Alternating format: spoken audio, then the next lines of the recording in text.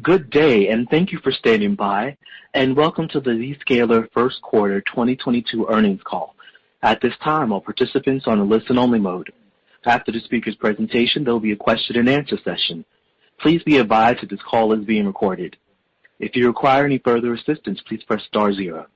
I would now like to hand the conference over to your host today, Bill Choi, VP Investor Relations and Strategic Finance. Please go ahead, Mr. Choi. Good afternoon, everyone, and welcome to the Zscaler Fiscal First Quarter 2022 Earnings Conference Call. On the call with me today are Jay Chaudhry, Chairman and CEO, and Remo Canessa, CFO. Please note that we have posted our earnings release and a supplemental financial schedule to our investor relations website. Unless otherwise noted, all numbers we talk about today will be on an adjusted non-GAAP basis. You will find the reconciliation of GAAP to the non-GAAP financial measures in our earnings release. I'd like to remind you that today's discussion will contain forward-looking statements, including but not limited to the company's anticipated future revenue, calculated billings, operating performance, gross margin, operating expenses, operating income, net income, free cash flow, dollar-based net retention rate, future hiring decisions, remaining performance obligations, income taxes, earnings per share, our market share, and market opportunity. These statements and other comments are not guarantees of future performance, but rather are subject to risk and uncertainty, some of which are beyond our control. These forward-looking statements apply as of today, and you should not rely on them as representing our views in the future. We undertake no obligation to update these statements after this call. For a more complete discussion of the risks and uncertainties, please see our filings with the SEC as well as in today's earnings release. We will upload a copy of today's prepared remarks to the IR website when we move to the Q&A segment of the call. I would also like to inform you that we'll be attending the following upcoming events in December: NASDAQ Investor Conference, Barclays Global TMT Conference, BMO Growth and ESG Conference. Now I'll turn the call over to Jay. Thank you, Bill. Building on our incredible momentum from last year, we had an exceptionally strong start to fiscal 22. In Q1, we delivered 62% revenue growth and 71% billings growth while generating record operating profits and free cash flow. We are again seeing strong revenue growth across all verticals, customer segments, and geographies, with over half of our revenue coming from outside the U.S. We recently achieved a significant milestone of surpassing $1 billion in annual recurring revenue while continuing rapid growth. In my recent dialogues with hundreds of CISOs and CIOs, 8 out of 10 are looking to phase out legacy network security in favor of zero trust architecture due to increasing cybersecurity risks and accelerating digital transformation initiatives. I will highlight 2 main reasons why enterprises are selecting Zscaler over legacy solutions. 1, we saw a more than 300% year-over-year increase in sophisticated threats hidden in SSL encrypted traffic. A large number of them are ransomware attacks, and most would bypass next-gen firewalls, which aren't designed to inspect encrypted traffic at scale. We are the only cloud provider with a proxy architecture designed to inspect SSL encrypted traffic at scale to deliver better security. This year, our cloud has blocked more than 20 billion threats hidden in encrypted traffic. 2, by connecting users only to applications and not to the network, a core principle of zero trust architecture, we eliminate lateral threat movement, hence reducing ransomware attacks such as the Colonial Pipeline breach. In contrast, firewalls and VPNs connect users to the network, enabling lateral threat movement. It is clear from our growth and enterprise wins that architecture matters, and Zero Trust security can't be built on legacy network security architecture. This gives us long-term advantage. Turning to the quarter, let me discuss two factors that drove our performance. One, we saw continued strength in new and upsell bookings of over $1 million in annual value. We drove 87% year-over-year growth in customers exceeding $1 million in ARR, ending with over 220 of these customers. Two, the expansion down market to enterprise segment, organizations with 2,000 to 6,000 employees, is scaling, and it remains our fastest growing segment. With increasing contributions from the enterprise segment, the total number of customers who pay us more than $100,000 per year is up 53% year-over-year to over 1,600. Our 71% billings growth this quarter speaks to the commitment that customers are making to our Zero Trust Exchange platform. As we have noted before, the purchase of ZIA is often the first step to adopting our platform. Let me share a couple of ZIA-driven deals. A Fortune 50 insurance company purchased ZIA transformation bundle with cloud firewall and sandbox, plus DLP and CASB for data protection to secure 170,000 employees and affiliated agents working from anywhere. This customer wanted secure and fast access to Internet and SaaS applications, particularly Microsoft 365 and Teams. Connecting to Zscaler's nearest edge cloud, where we have direct peering with hundreds of application providers, the users are seeing a 75% improvement in response time.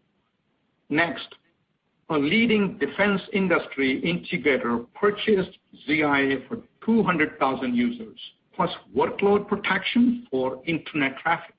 Our ZIA platform, which recently achieved FedRAMP High Ready status, will help them meet many requirements for CMMC, a cybersecurity standard for defense contractors. Zscaler is consolidating the several point products, simplifying the network, enforcing consistent cyber policy across multiple business units while reducing operational costs. We believe these large deals show that we are the only multi-tenant Zero Trust platform meeting the needs of major enterprises to transform the legacy hub and spoke network and castle and moat security. With customers shifting to the cloud, more are buying ZIA and ZPA together, enabling a true transformation with direct and seamless access to SaaS and private applications, whether on-prem or in public cloud. Here are a few examples. A Fortune 500 banking customer signed a 4-year commitment for 3 key pillars of our platform. Their existing ZIA contract was upgraded to include cloud firewall, sandbox, DLP, CASB, and browser isolation. They also purchased ZPA for all 100,000 employees to implement app segmentation without having to implement legacy network segmentation. In addition, ZDX was purchased to identify and help remediate application, network, or endpoint issues to ensure great user experience and employee productivity, regardless of their location. This deal more than tripled the customer's annual spend with us, having adopted full portfolio for user protection, We are now discussing Zero Trust security for workloads with this customer. Next, in a new logo win, a Fortune 100 insurance customer purchased ZIA Transformation Bundle and ZPA for all 30,000 employees to pursue their cloud-first strategy. With cyber protection as a major requirement, this customer only considered a proxy architecture to perform SSL inspection at scale and rejected firewall-based architectures. ZPA will eliminate their attack surface, hiding their thousands of private applications behind our Zero Trust Exchange. Hence, they can't be discovered, exploited, or DDoSed. We are consolidating at least 3 vendor point products, materially reducing complexity and operating cost. Our integration with CrowdStrike and Microsoft was also an important consideration for them. Next, one of the powerful use cases for ZIA and ZPA is to accelerate M&A integration with significant ROI. An existing European-based global 500 manufacturing customer purchased ZIA Transformation Bundle for 30,000 employees of the newly acquired business, and ZPA for 50,000 users to accelerate the M&A integration. The legacy approach to providing access to private applications post-acquisition requires integrating 2 complex corporate networks, which they expected to take 18 months or more. Without having to connect 2 corporate networks, Zscaler's approach provided secure access to SaaS or private applications across both companies in weeks, saving time and money. After having disrupted perimeter-based security for users with our Zero Trust Exchange, we are bringing Zero Trust to workloads with Zscaler Cloud Protection. Let me highlight a few ZCP wins. An existing ZIA and ZPA state government customer purchased workload segmentation for over 4,500 workloads, along with ZDX and CASB for their 28,000 employees. This was a 7-figure annual contract value driven by our emerging products. Implementing Zero Trust for workloads will reduce their cyber risk by achieving micro-segmentation without doing legacy network segmentation. Moving on to our workload posture offering. We are seeing increased interest from customers in CSPM for configurations and CIEM for entitlements.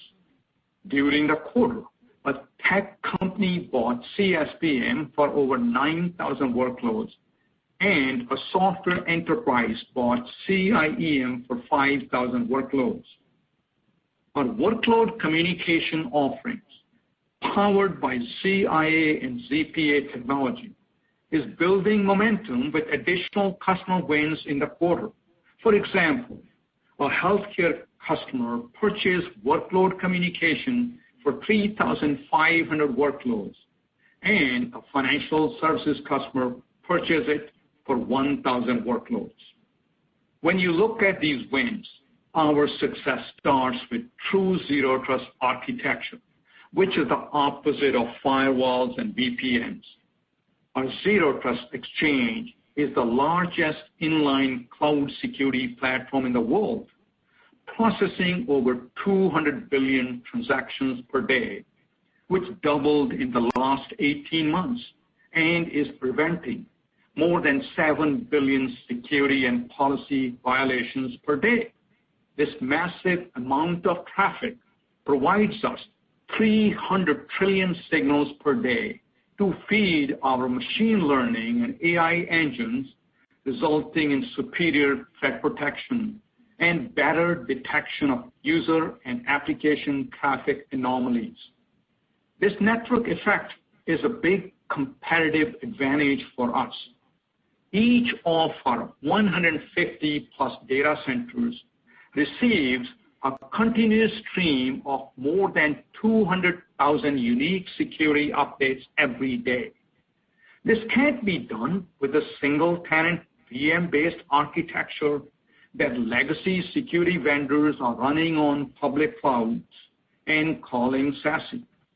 This is only possible with a purpose-built, highly scalable cloud that Zscaler built from day one. I'm very proud of our pace of innovation that delivers value to our customers. Let me share a few stats for the quarter. ZIA delivered 29 agile releases, and ZPA delivered 44 agile releases. Each product pillar delivered scores of new features and enhancements. Our Threat Lab security research team discovered and delivered over 495,000 new advanced threat indicators and signatures to our global cloud. In addition, our cutting-edge security research scientists discovered and reported 18 new zero-day vulnerabilities. These are testimonials of the sophistication and scale of our research team. A great platform combined with a great research team enables us to deliver great cyber protection to our customers. Let me highlight some of the significant features we delivered in Q1. We enhanced our out-of-band CASB to support additional SaaS applications. We see more customers buying our CASB along with ZIA and replacing their existing CASB point product. We added optical character recognition technology to our DLP offering, addressing data loss problem for images in files like PDFs. This feature, combined with previously released exact data match and index data match technology, makes us the leading data protection platform. We integrated our recently acquired Smokescreen active defense technology with ZPA, making it easier for customers to deploy and manage it from a single console. The pace of innovation for our newer pillars like ZDX and ZCP is accelerating. For example, one of the most demanded ZDX features is real-time performance monitoring for Zoom and Microsoft Teams, which we delivered by working closely with Zoom and Microsoft through API integration. We added over 150 features to ZDX in the past 12 months, delighting our customers. One customer said, and I quote, "We now have unprecedented visibility into the environment. We can respond faster and forecast where we may have issues and address those areas before they become a problem." I want to highlight another increasingly important area, helping our customers achieve their ESG goals.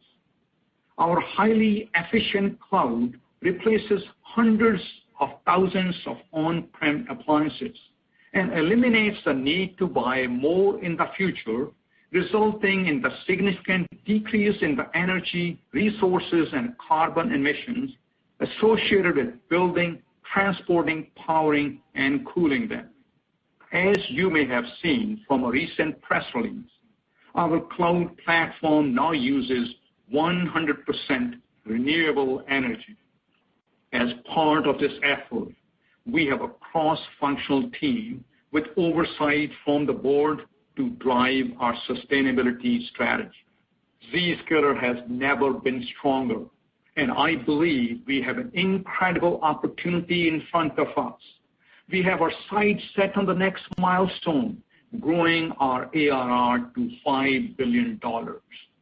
I believe the key to sustained growth in the next stage is to accelerate the broader adoption of our platform. Our Zero Trust Exchange platform, with 4 major pillars, provides a comprehensive foundation for securing and improving application access in the world of cloud and mobility. With ZIA and ZPA, We have proven our success implementing Zero Trust for users. Our next immediate opportunity is to bring Zero Trust to workloads powered by the same core ZIA and ZPA technology. As we shared in our deal highlights, we are seeing solid traction with ZDX and ZCP, the newest growth vectors for the company. We are seeing increasing average revenue per customer, and we estimate a 6 times growth opportunity on upsell with our current customers. From pre-sales to deployment and customer success, we have a sophisticated sales machine to sell value and deliver measurable outcomes at the CXO level.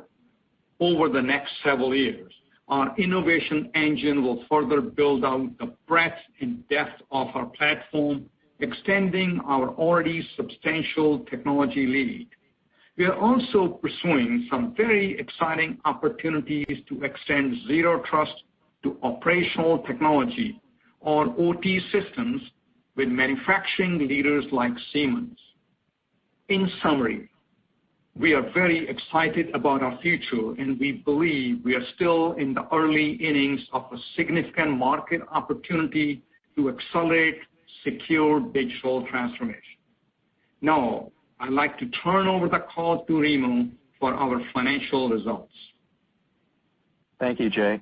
As Jay mentioned, we are pleased with the results for the first quarter of fiscal 2022. Revenue for the quarter was $231 million, up 17% sequentially, and 62% year-over-year. On a year-over-year basis, revenue growth accelerated in the quarter, driven by strong business activity. ZPA product revenue was 16% of total revenue. From a geographic perspective, we had broad strength across our 3 major regions.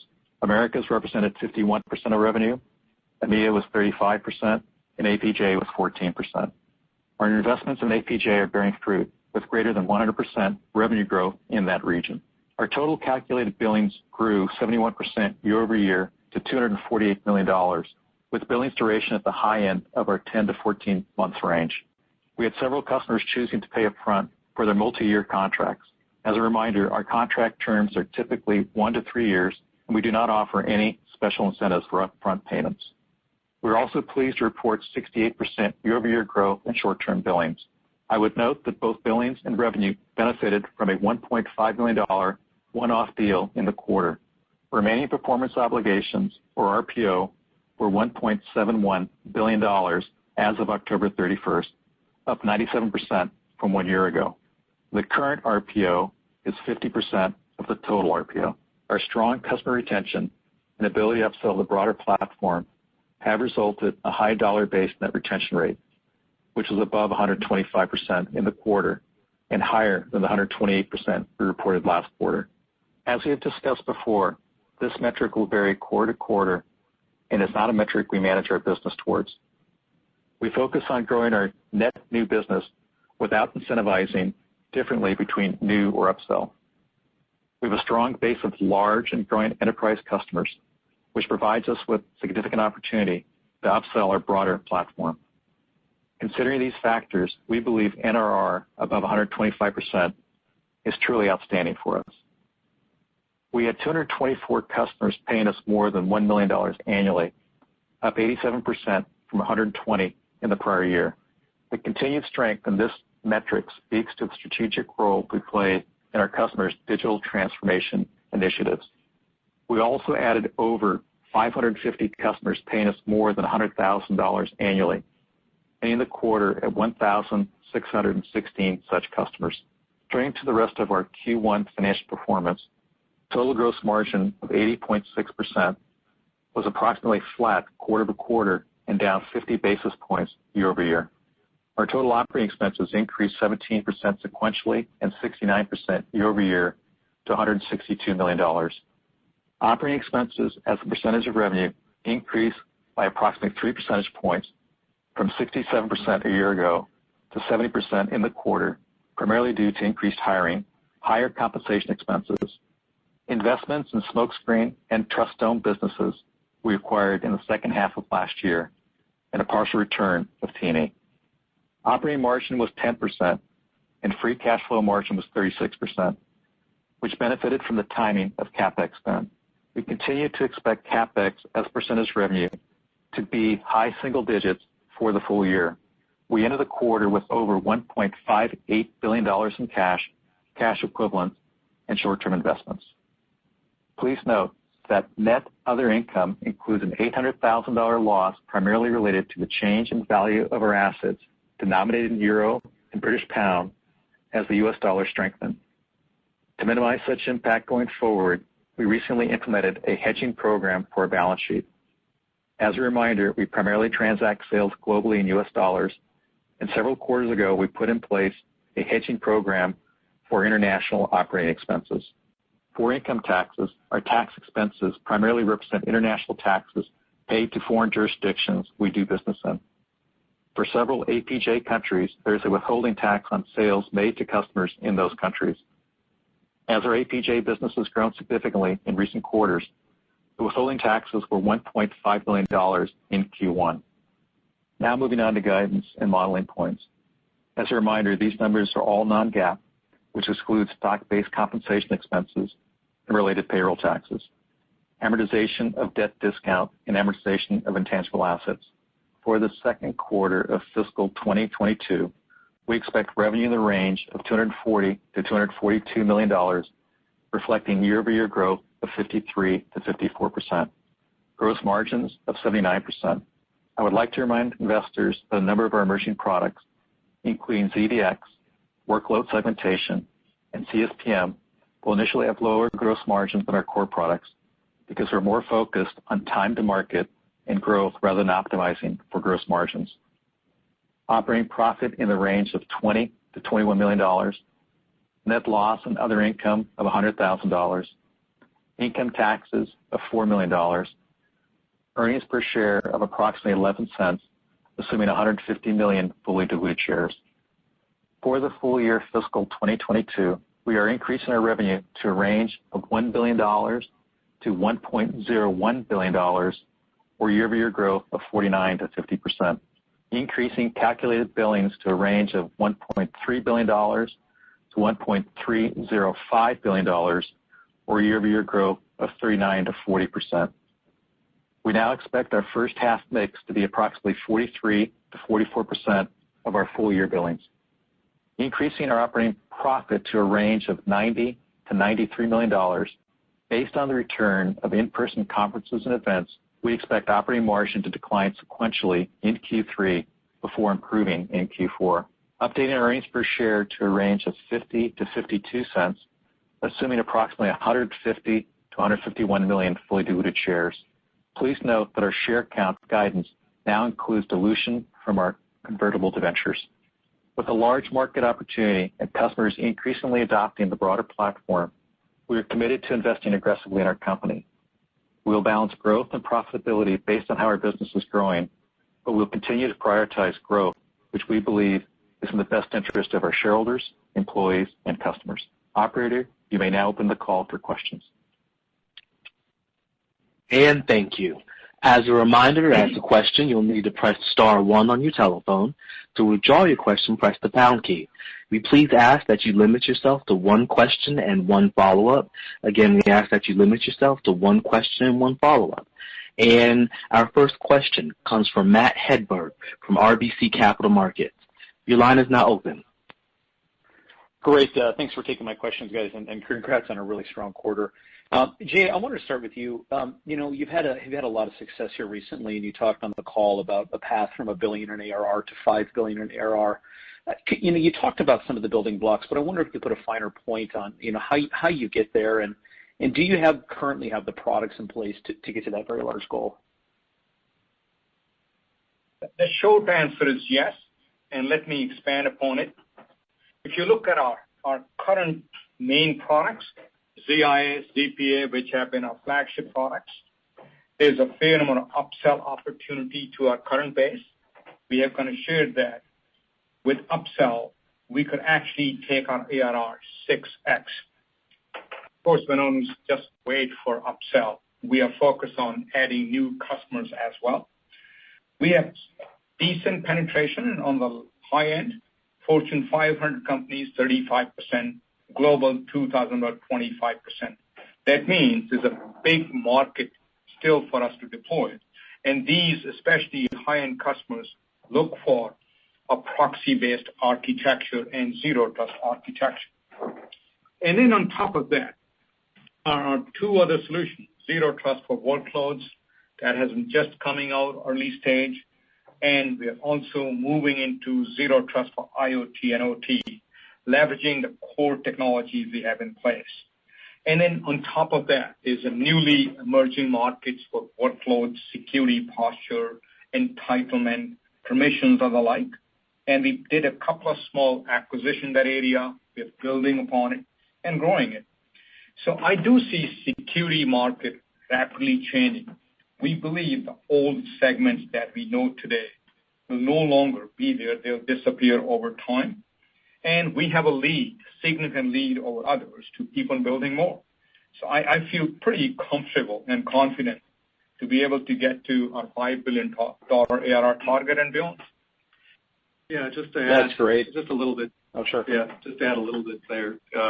Our SAM is $72 billion, and as we talked about in our analyst day, it does not include other areas which we are making investments. I mean, areas such as 5G or OT, IoT, B2B, B2C. Yeah.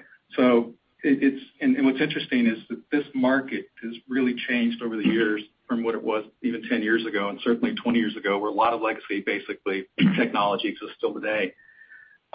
There's a huge market opportunity, and one of the things we've done within the company, and we've talked about, is that we're going to prioritize growth over operating profitability. And one of the areas that we're making significant investment is in our go-to-market. So we've made significant investments in the past. We'll continue to make significant investments. And in that go-to-market, it's really three-pronged. You've got sales, you've got marketing, and you've got channel.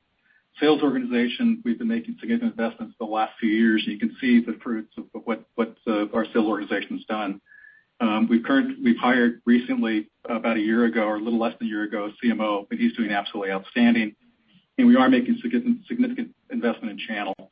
With that also, as we talked about trying to get to or getting to a much larger company, we are going to be making investments throughout the company to build the foundation and the strength and efficiencies.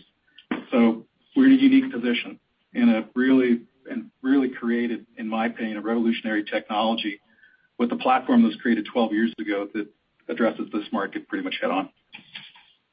And that's actually, thanks for that last bit. That's actually a dovetail into the second question. I mean, it looks like you guys had a lot of hiring this quarter. Obviously, Q1, I can imagine you want to front-end load some of your hiring.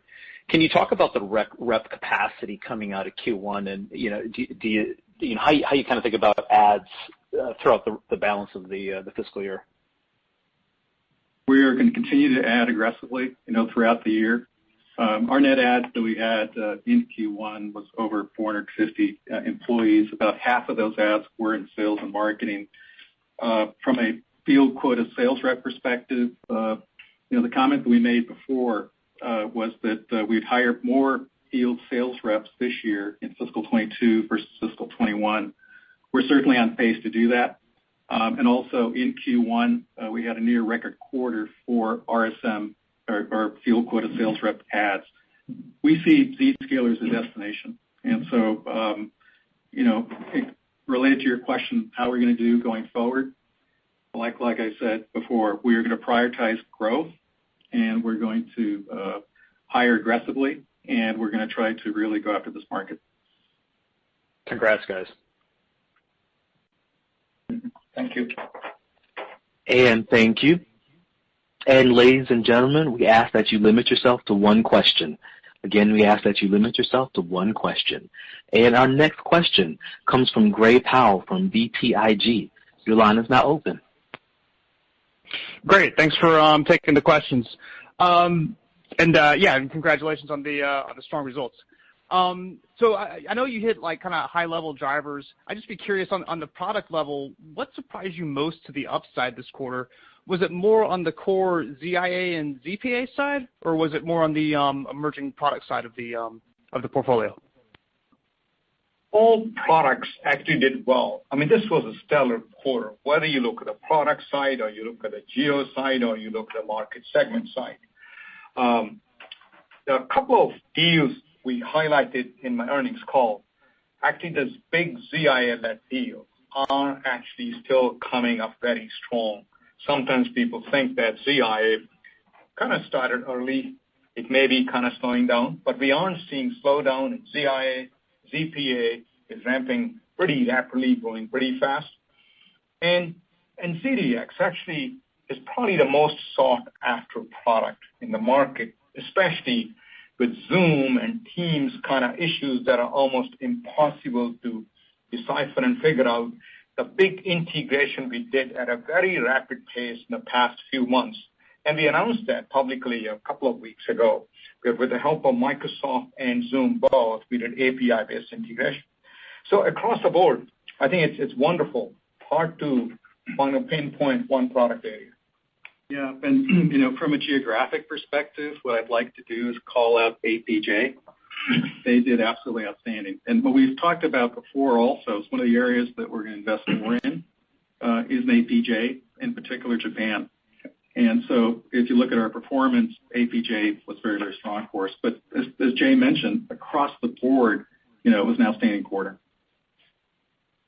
Got it. Okay, that's really helpful. I'll leave it there. And thank you. And our next question comes from Alex Henderson from Needham. Your line is now open. Thanks, guys. Thank you very much. Outstanding quarter. I didn't catch a growth rate or percentage of revenues coming from ZDX or ZCP. If you have one of those, that'd be great. My question is predominantly on the commentary about your conversations with the CIO, CTO, CISOs. Clearly, the move to Cloud Direct for users is taking root aggressively. But at the other side of that coin, it seems pretty clear that applications are simply going to become points in the cloud. And under that scenario, you're the connectivity between both the user to the application and the application to the other applications, domain to domain. But in that world, I don't see any reason for there to be an enterprise network. And so I guess my question is, have you had conversations with people in the enterprise to actually start talking about decommissioning the enterprise network, where the branch, home office, and data centers simply become islands in the cloud, the same way AWS is? Can you talk to whether that vision is penetrating into top management? Yeah, it is actually happening. It's real. I mean, I can tell you because I talked to so many customers. I have many customers who don't have any data center. I have many customers who don't have any private network, so to speak. It's all broadband connection coming from their headquarters, the branch office, and like. Now, I would say that most of that I've seen in pretty decent sized enterprises ranging from about 5 to probably 10 or 15,000 users. I haven't gone there yet where you're looking at 20, 30,000 person company decommissioning everything, but that's happened. We are seeing clearly the trend moving in that direction. And your other question, Alex, related to the breakout of ZDX and DCP, we did not give that. What we talked about on the last call is that ZDX and DCP, as a percent of our total new and upsell business for the year, would be low teens. We still expect that. Yeah. If I may add one more comment, since you talked about network-free enterprise, so to speak, or before that we talked about data center-free enterprise. I had a customer advisory board meeting today. There are 9 CIOs of large enterprises was meeting with us, and one of them said, I have no data center. I have no private network. Now I want to get to a level where I am firewall free as well. Okay. So you see more and more of that. In the world of cloud, there's no room for any firewalls. In the data center, they will be there for a while, and it's okay because there's more effort needed to displace them than phasing out the data center and its applications. Outstanding. Thank you. Thank you. And our next question comes from Patrick O'Dill from Deutsche Bank. Your line is now open. Hey, thank you so much for taking my questions. And I think it would be correct to echo everyone's congratulations on a undoubtedly very stellar quarter. Can I just ask about the headcount adds? I think that was really interesting commentary, and I guess would like to better understand that. So you mentioned 450 net adds in fiscal first quarter. Can you just help us think about the kind of trajectory through the rest of the year? And kind of what you got baked into guidance. Should we expect that kind of number again in 2Q, 3Q, 4Q, or would the kind of glide path be slightly different? Thank you. Yeah, it's a great question. It depends on our performance, quite frankly. If we continue to perform at the levels that we are, as we've talked about, we see this as a huge market opportunity. We're going to invest in this market, and really the major investments that we have are people. Getting outstanding employees to work for Zscaler. So it was a good quarter for us. The net adds, as I mentioned, 450. I don't want to give a projection of what we're going to add for the year, but really the takeaway is if we continue to grow as we are growing, we'll continue adding at pace. Okay, that's helpful. Thank you so much. Thank you. And our next question comes from Sterling Auty from JP Morgan. Your line is now open. Yeah, thanks. Hi, guys. So along the lines of the last question, help us understand the trends in customer acquisition costs. So when you look at the net new logos that you added in the quarter, are you actually seeing the cost to acquire those customers going down, going up, or staying about the same as what you've seen over the last, let's say 3 or 4 quarters? That's a great question. Based on our performance that we have and based on our operating profitability, I would say customer acquisition costs are staying, relatively the same because we are putting a lot of investment into marketing as well as our sales organization. On a short-term basis, as I've talked about, but again, the contribution margin that we have in years 2, 3 is above 60%. So we're still in that position that we're trying to acquire or bring on board new customers, and we're making that investment. As we go forward and as the company matures, that should come down. But right now, that's not our focus. Our focus is to build our top-line growth. Understood. Thank you. Thank you. Thank you. And our next question comes from Jonathan Ruykhaver from Baird. Your line is now open. Yeah, thank you, and congrats, guys. Really, really impressive. So, Jay, I think you've commented in the past the workload segmentation is something that you really only see the most advanced companies talking about. So obviously very early stage, but you seem to highlight this growing awareness of that capability in terms of zero trust and applying its applications in machines. So I'm just kind of curious how you see that broader adoption this year. Anything to call out in terms of what you see relative to what you were thinking about that maybe 6 months ago? Yeah. Your question seems to imply micro-segmentation, advanced segmentation, which is actually only done by advanced companies. I look at segmentation in 3 buckets. First of all, user to app segmentation. ZPA was designed to naturally do that. So more and more of Zscaler customers are doing it because user is the weakest link. That's 1. 2, actually workload to workload segmentation at the workload level or VPC to VPC level. VPC, say in AWS East to AWS West. We actually do that with our zero trust for workloads, which is powered by ZPA. And then the third, the most advanced one you started out with, is being able to do micro-segmentation. And that's really done only by more sophisticated companies. But we are really driving all three levels of segmentation, which is wonderful for customers and good for our business. Thank you. Did I answer your question? Well, have you seen any change in that use case, just the adoption of that use case, or is it pretty steady state? The micro-segmentation, I think is growing at a decent rate, but where the customer had no option, literally was user-to-app segmentation and our app-to-app or VPC to VPC. Those are the two new areas of pushing and seeing a lot of great interest, literally coming from having no options to Zscaler. You can do it so well, so easily. So we will see much faster growth in that segment. Okay, that's helpful context. Thanks, Jeff. Thank you. Thank you. And our next question comes from Saket Kalia from Barclays. Your line is now open. Okay, great. Hey, guys, thanks for taking my question here.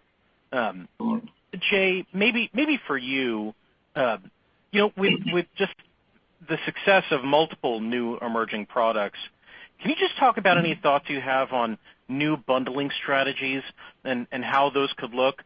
I mean, the bundles that you've done with ZIA and ZPA have been so successful in the past. How does that bundling strategy change, if at all, as ZDX and ZCP become bigger parts of the business? Does that make sense? It does. So overall, as you know, we have a deep and broad platform, and we also see CIOs, CISOs looking for consolidation. They want solutions rather than have to buy many products and put them together. And also, things like ZIA, ZPA, ZDX, with a single agent, literally all three products can get turned on pretty easily. So you will see more and more bundling over time. You're seeing ZIA. In fact, first of all, you see bundling in ZIA family, from business bundle to transformation bundle. Then you saw ZIA and ZPA coming together. Then you'll see ZIA, ZPA, and ZDX coming together. The trend will continue. I think based on different products, probably the timing may be different based on what we learn from the customers. Got it. Thank you. Thank you. And thank you. And our next question comes from Hamza Fodderwala from Morgan Stanley. Your line is now open. Hey, guys. Thanks for taking my question. Jay, a question for you, just more broadly on security architecture and the market moving more towards SASE and zero trust network access.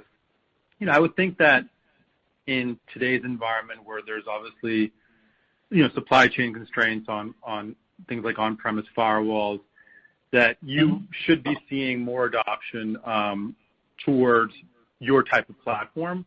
But we're still seeing customers buy on-premise firewalls, right? And I think it's a pretty strong demand environment. So I'm wondering when that tipping point occurs, or if that tipping point occurs, and maybe if you can give us some color around the pace of adoption towards SASE and zero trust network access and where we are in that adoption curve. Yeah, it's a good question. Your question reminds me of the questions I was asked a few times several years ago. Zscaler is growing so well. Why is Blue Coat still growing so well and selling so well, right? There's inertia out there. There's a lot of traffic that goes through the data center. And as that traffic grows, whether you got a proxy appliance sitting there or a firewall, since it takes the traffic, you really need to upgrade it and grow it over time. And we saw Blue Coat kind of grew and then suddenly fell off the cliff. And also, I think it gets very hard to figure out the numbers for actual appliance, the VM here, VM there. It gets very hard to figure out. But I can tell you this. Our customers don't want any firewalls in the cloud. Now, today they have some. There's the VMs out there. But as we are talking about new solutions, our customers want a firewall-free cloud world. Now, for the data center, there's lots of complexity. it's kind of being phased out. So we have zero focus in trying to remove any firewalls in the data center, leave them alone, and they'll become like mainframes over time. Now, what is that time? I'm not sure. I can guess into it, but I have 200% conviction that firewall appliances or VMs will go away. Regarding SASE, I would like to clarify. The SASE has become a buzzword for everyone. Networking guys have hijacked the term because that's how they can attach themselves to SASE. And Gartner had to further clarify. Gartner said, I can't do an MQ for SASE because it is a collection of things. It's like in the kitchen sink. So now they have a new magic quadrant coming out, Secure Service Edge, another acronym, SSE. But it is only about security. It is about the functionality of ZIA, kind of to put together. And for the networking side, there'll be a separate stuff. I think there are more customers who want to eliminate the network because it is the network that creates lateral movement and enables ransomware type of attacks. I mean, all this stuff is driving our growth. It's helping, but there is a big market out there. There's inertia out there that's still buying a bunch of these firewall appliances and the like. Take VPN. We all know that VPN is probably the biggest security hole out there. But still, we're replacing lots of them. That's what's fueling ZPA growth. But there's a big market that's still buying VPNs, and we are making progress pretty aggressively. And Gartner now thinks that in the next about 2.5 years, most of the VPNs will be gone. And we think whether a vendor is calling VPN in the cloud by a different name or real VPN, they'll eventually go away. And that's where we will have the zero trust architecture. Thank you. Sorry, long answer. I hope it helped. No, it helped. Thank you. Thank you. And our next question comes from Brian Essex from Goldman Sachs. Your line is now open. Hi, good afternoon, and thank you for taking the question. Jay, I was wondering if I could maybe just follow up on a few of the questions that we've had previously. Considering the investment that you've made in sales reps and sales and marketing over the past few years, and particularly your focus on cross-sell and upsell, I've noticed that the billings are looks like they're growing over twice what customer growth is. So maybe if you could put a finer point on how you're investing in particularly your direct sales force or whether you're leveraging your channel to some greater extent to drive yourself towards that 6x growth opportunity from cross-sell, upsell. So first of all, if you look at our growth, we had 87% year-over-year growth for our customers with over $1 million in ARR. That's the customer growth number. Now, if you look at customers with over 100K ARR, that year-over-year growth was about 53%.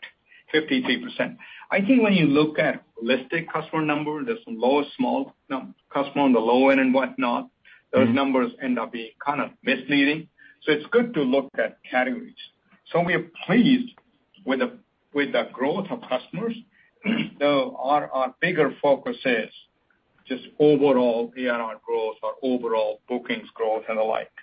Now, for that, as we look at cross-selling, upselling, or new logo, we actually do not do any special incentive for one or the other. We have internally debated it quite a bit. But when you've got so many products to sell on your portfolio, for me to motivate salespeople to go for new business and not focus on upsell won't be right. So we have essentially the same compensation. Now, channel is beginning to play more and more role, especially in the enterprise segment. The bigger the deal, the more you have to engage with them, like the Fortune 500.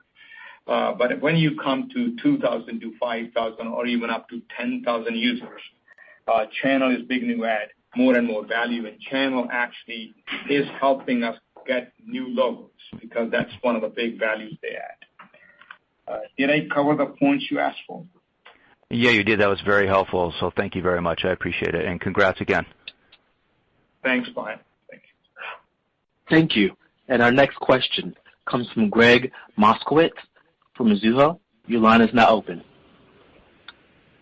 All right, thank you, and I'll add my congrats on a truly remarkable quarter. Jay, I'm wondering, have you begun to see uptake for ZPA Private Service Edge? And I'm just kind of curious if that's begun perhaps to help you in hybrid enterprise environments such that it might be contributing to the robust overall growth that you're showing.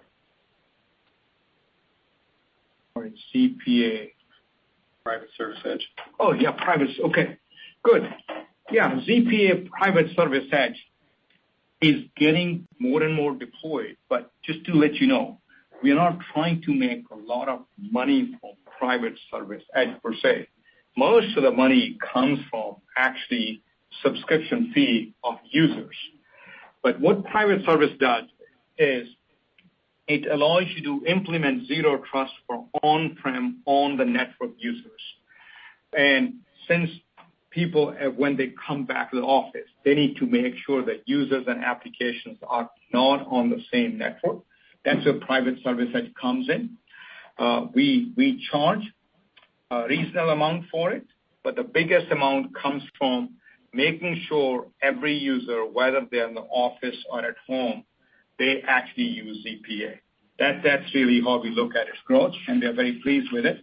And also the second factor to drive that would be as more and more applications are in public cloud like Azure and AWS, they all need to go through ZPA for that.